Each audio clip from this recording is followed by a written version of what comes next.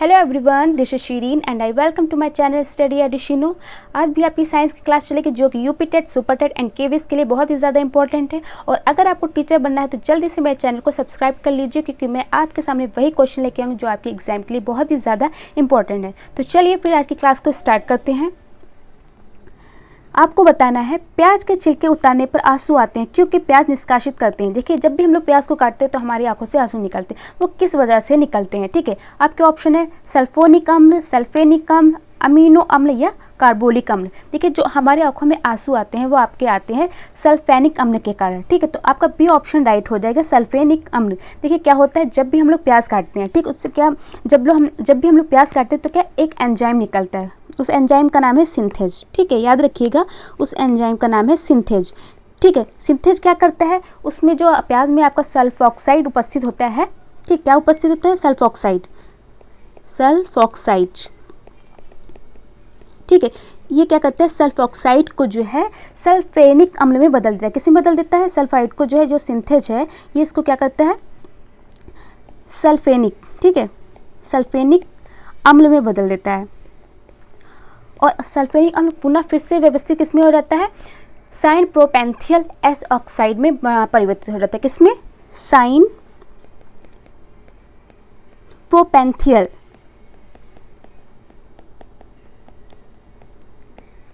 S oxide में परिवर्तित हो जाता है। और ये क्या है, ये हमारी आंखों में जाता है हवा के माध्यम से, जिससे हमारी आंखों में जलन और आंसू निकलते हैं। ठीक, तो एक बार और सुन लीजिए, जब भी हम लोग प्याज को काटते हैं तो एक एंजाइम निकलता है, कौन, सिंथेज, जो क्या करता है सल्फॉक्साइड को, किसको, सल्फॉक्साइड को बदल देता है सल्फेनिक अम्ल में। ठीक, और सल्फेनिक अम्ल फिर से परिवर्तित हो जाते हैं किसमें, साइन प्रोपेंथियल एस ऑक्साइड में। और ये क्या होता है, हवा के माध्यम से हमारी आंखों में जाता है, जिससे क्या होता है, हमारी आंखों में जलन और आंसू निकलने लगते हैं। तो आपका ऑप्शन राइट हो जाएगा बी, सल्फेनिक अम्ल। ठीक है, नेक्स्ट आपका क्वेश्चन है,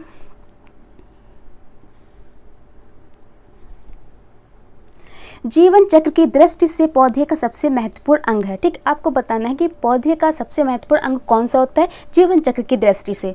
ठीक है, पुष्प, पत्ती, तना या जड़। तो देखिए, सबसे महत्वपूर्ण अंग होता है पौधे का पुष्प, यानी ए ऑप्शन आपका राइट हो जाएगा। क्यों देखिए, पुष्प जो है, उसके पुष्प में पुकेसर व स्त्री केसर जो है मिलकर प्रजनन भागों का निर्माण करते हैं, इसलिए जो आपका पुष्प है वो ज़्यादा ही महत्वपूर्ण होता है। ठीक है, नेक्स्ट आपका क्वेश्चन है, मिर्ची की तीक्ष्णता का कारण है, मतलब मिर्ची का तीखापन किस वजह से होता है, लाइकोपिन की उपस्थिति के कारण, कैप्साइसिन की उपस्थिति के कारण, या कैरोटीन की उपस्थिति के कारण, या एंथोसाइनिन की उपस्थिति के कारण। तो देखिए, मिर्ची का जो तीखापन होता है, ठीक, तीक्ष्णतापन जो होता है या तीखापन जो होता है वो होता है कैप्साइसिन की उपस्थिति के कारण, यानी बी ऑप्शन आपका राइट हो जाएगा। ठीक, कैप्साइसिन। चलिए नेक्स्ट क्वेश्चन पे चलते हैं। लौंग है, आपको बताना लौंग क्या है, तने की गांठें हैं, जड़ की गांठें हैं, पत्ती है या फिर सूखे फूल। तो आपका जो लौंग है वो क्या है, एक सूखा फूल है। ठीक है, ये क्या है, आपका सूखा फूल है, यानी डी ऑप्शन आपका राइट हो जाएगा। लौंग आपका क्या होता है, सूखे फूल होते हैं। नेक्स्ट क्वेश्चन है,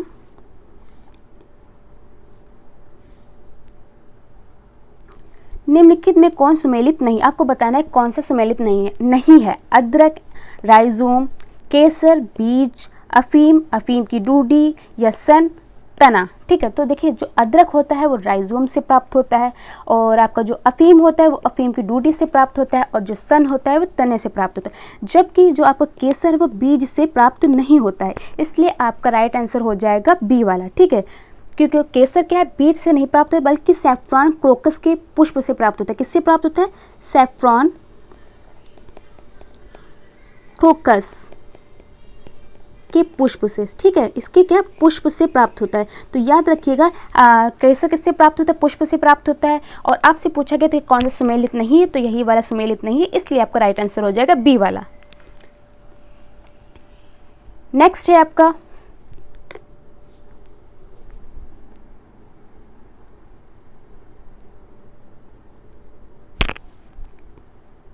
निम्नलिखित में कौन कीटों से प्राप्त नहीं होता है? आपको बताना है कि जो है रेशम, शहद, लाख, मोती कौन सा इसमें से कीट से प्राप्त नहीं होता है? तो आपका जो मोती है वो आपका क्या है, कीट से प्राप्त नहीं होता है, इसलिए आपका ऑप्शन डी राइट हो जाएगा। कौन सा? डी राइट हो जाएगा, क्योंकि मोती आपका जो है कीटों से नहीं प्राप्त होता है, बल्कि ये क्या एक जीव से प्राप्त होता है। कौन सा जीव है?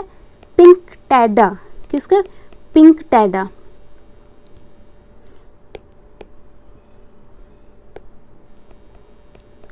पिंक टैडा ये जो है क्या है, मोती आपका पिंक टैडा से प्राप्त होता है। ये क्या है? मोलस्का संघ का जीव है। किस संघ का जीव है? मोलस्का संघ का ये जीव है पिंक टैडा। इससे क्या है, मोती प्राप्त होता है। और जबकि जो रेशम है ये कीट से प्राप्त होता है। किस कीट से? रेशम कीट से प्राप्त होता है। किससे? रेशम कीट से प्राप्त होता है। और आपका शहद तो आपको पता है किससे प्राप्त होता है? मधुमक्खियों से।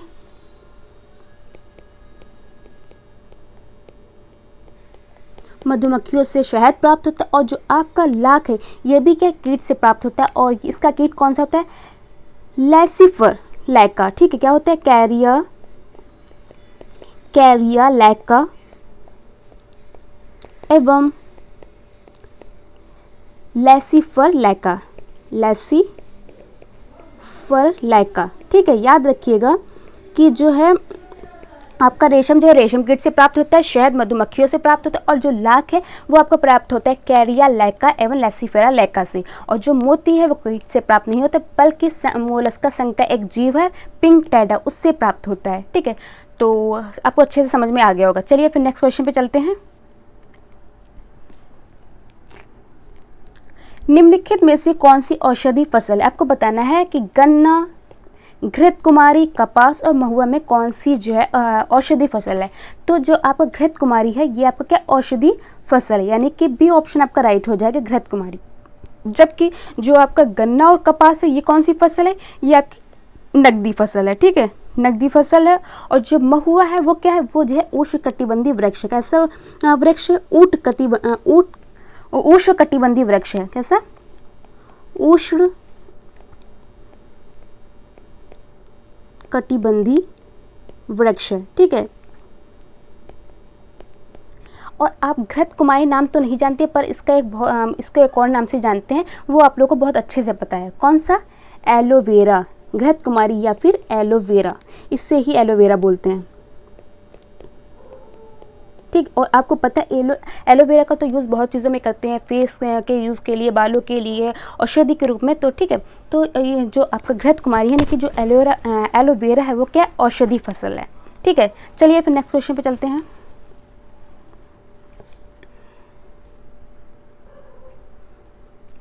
कुनैन जो मलेरिया के लिए एक प्रमुख औषधि है वह प्राप्त होती है। आपको बताना जो कुनैन है वो किससे प्राप्त होता है? आवृतबीजी पादप से, बैक्टीरिया से, ईस्ट से या फिर शैवाल से? तो जो आपका कुनैन है वो आवृतबीजी पादप से प्राप्त होता है। तो ए ऑप्शन आपका राइट हो जाएगा, आवृतबीजी पादप। ठीक है, और अगर पूछ लेते हैं किस पेड़ से प्राप्त होता है, ये आपका कुनैन जो है सिनकोना। ठीक है, सिनकोने के पेड़ से प्राप्त होता है, और सिनकोने पेड़ के छाल से बल्कि प्राप्त होता है। जो कुनैन क्या है? सिनकोना पेड़ की छाल से,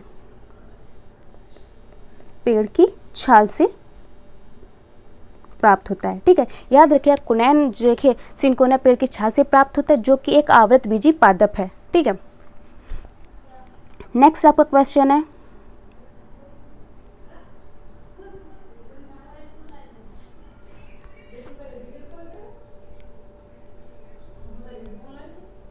लेक हीमोग्लोबिन पाई जाती है। आपको बताना लेक हीमोग्लोबिन किस में पाई जाती है?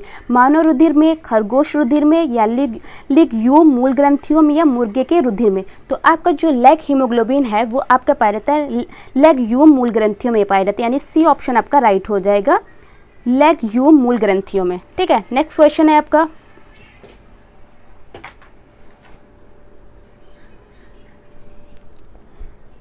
निम्नलिखित में से कौन सा मानव निर्मित धान्य है, यानी कि अनाज है, जो प्रकृति में नहीं पाया जाता? देखिए आपको बताना है वो कौन सा अनाज है जो मानव द्वारा बनाया गया है, बल्कि प्रकृति में पहले से नहीं था, क्या उसे मानव ने बनाया है? कौन सा? बौना गेहूं, संकर मक्का, या फिर ट्रिटी केल या फिर सोयाबीन। तो देखिए जो मानव निर्मित अनाज है वो है आपका ट्रिटिकेल, यानी सी ऑप्शन आपका राइट हो जाएगा ट्रिटिकेल। इसमें किन दो चीज़ों को मिलाकर बनाया गया है, तो आपका इसमें मिलाया गया गेहूँ तथा राई को गेहूँ का संकरण करके तैयार किया गया। किसको? गेहूँ और राई का संकरण करके तैयार किया गया। इसमें क्या है, गेहूँ का कौन सा भाग लिया गया, इसमें गेहूँ का मादा भाग और राई का नर भाग लिया गया। ठीक है, इन दोनों का संकलन करके ट्रिटिकेल बनाया गया। क्या बनाया गया? ट्रिटिकेल। ठीक है, और सबसे पहले इसका उत्पादन किसने किया था, मतलब इसका उत्पादन किया गया था स्वीडन तथा स्कॉटलैंड में किया गया था। ठीक है, सबसे पहले इसका उत्पादन स्वीडन तथा स्कॉटलैंड में किया गया था।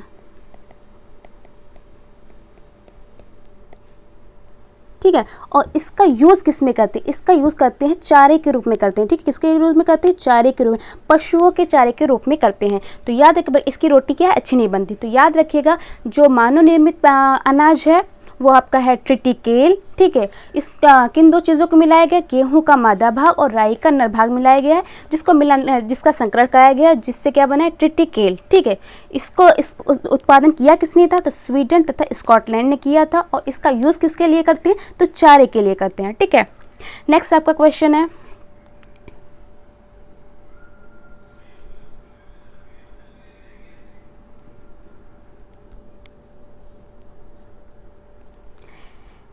निम्न में से किस समूह के जीवों का डूबने से हुई मृत्यु का पता लगाने में महत्व है। ठीक है, मतलब आपको बताना है किस समूह के जीवों का यूज़ हम करते हैं जो डूबने से जिनकी मृत्यु होती है उनका पता लगाने के लिए करते हैं। ठीक है, तो आपका राइट आंसर हो जाएगा डी। ठीक है, डाइटम का यूज़ हम करते हैं डूबने से हुई मृत्यु का पता लगाने में। जो भी क्या करते हैं, साल्विन 350 का परीक्षण करते हैं, उनका डूबने से अगर मृत्यु होती है तो उनका पता लगाते हैं। ठीक है,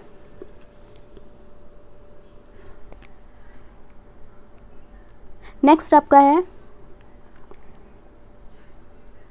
शहतूत का फल है सोरसिस, साइकोनस, समाग या नट। देखिए शहतूत के फल को बोलते हैं सोरसिस। ठीक है, यानी ए ऑप्शन आपका राइट हो जाएगा। और किसके किसके फल को सोरसिस बोलते हैं, तो याद रखिएगा आपका कटहल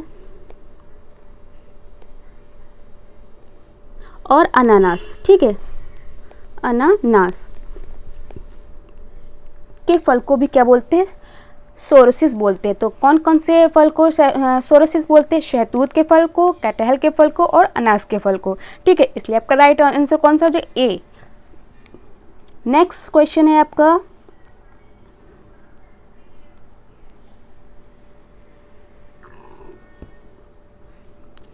निम्न रेशों में से कौन पौधे के तने का उत्पाद नहीं है। आपको बताना है जो आपके रेशम दे रखे हैं, सन, पटसन, जूट और कपास, इसमें से कौन जो है तने से प्राप्त नहीं होता है। ठीक है, तो देखिए जो आपका कपास है वो तने से प्राप्त नहीं होता है, बल्कि ये क्या है, फलों में स्थित बीज से प्राप्त होता है। जो आपका कपास है किससे प्राप्त होता है, बीज से।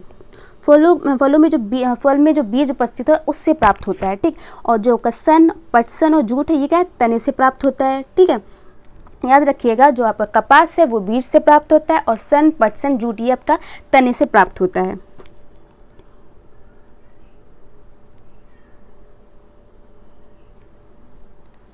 नेक्स्ट क्वेश्चन है,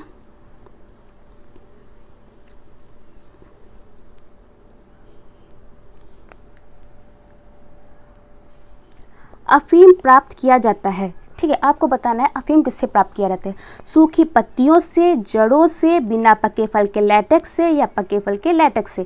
तो जो अफीम है वो आपका प्राप्त किया जाता है बिना पके फल के लैटेक्स से, यानी सी ऑप्शन आपका राइट हो जाएगा, बिना पके फल के लैटेक्स से। देखिए क्या होता है, अफीम पोस्त का एक पौधा होता है। ठीक है, उसका जो फल होता है बिना पका हुआ, उसमें क्या करते हैं, चीरा लगा देते हैं और उससे क्या दूध निकलता है, उसी को लैटेक्स बोलते हैं। उसी दूध को सुखाकर हम क्या तैयार करते हैं, अफीम तैयार करते हैं। ठीक है, और आपका जो खसखस है, ठीक है, वो भी क्या है, अफीम के पेड़ से ही प्राप्त किया जाता है। तो याद रखिएगा जो आपका खसखस है और हीरोइन, ठीक है, हीरोइन, ये भी क्या है आपका अफीम के पौधे से ही प्राप्त किया जाता है। अफीम, हीरोइन और खसखस ये अब क्या है अफीम के पौधे से प्राप्त किया जाता है। और इसकी खेती जो है पे अगर करनी है तो आपको लाइसेंस की ज़रूरत होती है। बिना लाइसेंस के आप इसकी खेती नहीं कर सकते क्योंकि इस पर प्रतिबंध लगा हुआ है।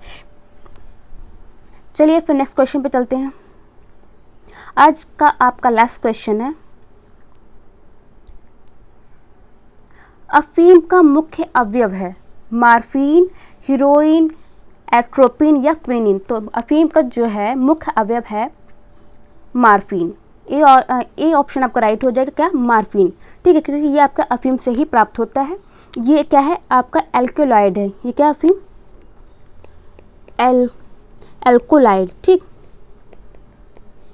जो कि आपका अफीम से ही प्राप्त होता है। चलिए आज की क्लास को यहीं पे एंड करते हैं। अब आपको मिलेंगे नेक्स्ट वीडियो में। सभी को जय हिंद, जय भारत।